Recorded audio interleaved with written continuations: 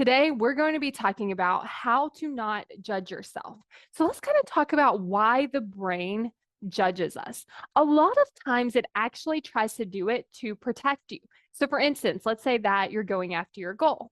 Well, your brain doesn't actually want you to achieve your goal because it thinks it's unsafe. It's like, this is unknown. We don't know exactly what this is like. It could be dangerous. So, your brain's like, we don't want you to achieve your goal. So, what it can do is it can start to judge you so that you don't do it. Because if you're thinking you can't do it, you're not good enough, it's not possible for you, it's too hard, you're not going to be able to figure it out. If you're thinking those things, the chances of you taking that action to actually go do it are very slim. Another way that it actually does this is, let's say that you do something that you didn't want to do. So you're like, okay, I said something I didn't want to say. Well, oftentimes the brain will start to judge you because it's like, well, if we judge you and we create enough negative emotion, then maybe you won't do it again. And so what ends up happening is your brain thinks it's being really helpful and it thinks it's being really useful. But what actually happens is it actually isn't helping you to achieve the goals that you want to achieve. So the first way that you can actually stop your brain from doing this is by actually stopping it from doing that. So your brain's going to come and it's like, hey, just so you know, you shouldn't have done that and you should have done something different. And it's like, actually, we're not thinking about that. And the brain's going to come back and it's going to be like, you can't do this and you can't do that. And this is awful. And you shouldn't have said this. And it's like, nope, we're just not doing that.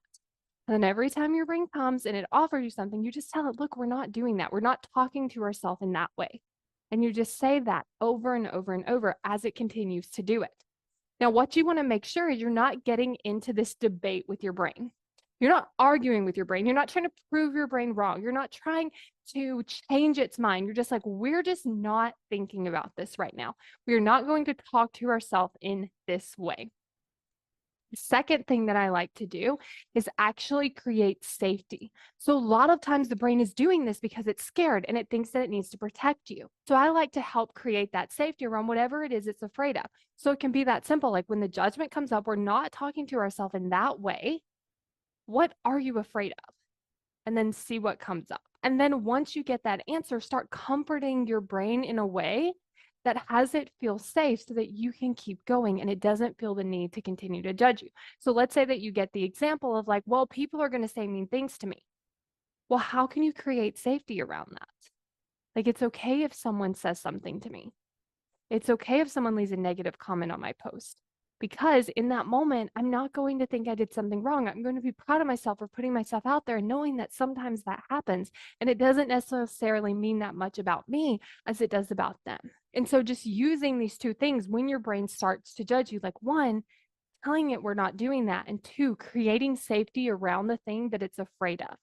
I want you to imagine you were walking on a path, but you really don't want to get to the destination. What would you end up doing? You would take some wrong turns. You would turn around. Maybe you would stop walking completely. Maybe you would get lost. Maybe you would just get distracted by every single thing.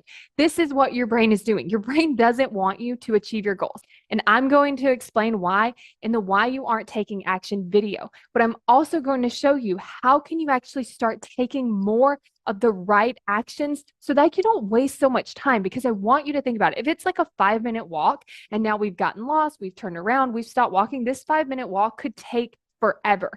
And so if it feels like you aren't making progress toward your goals, if it feels like you're not taking action, but you don't understand why, this is why you want to get this video, because it helps you take action so much faster and helps you actually get to that result you want so much faster too. So go to successbykayla.com to get instant access to the video.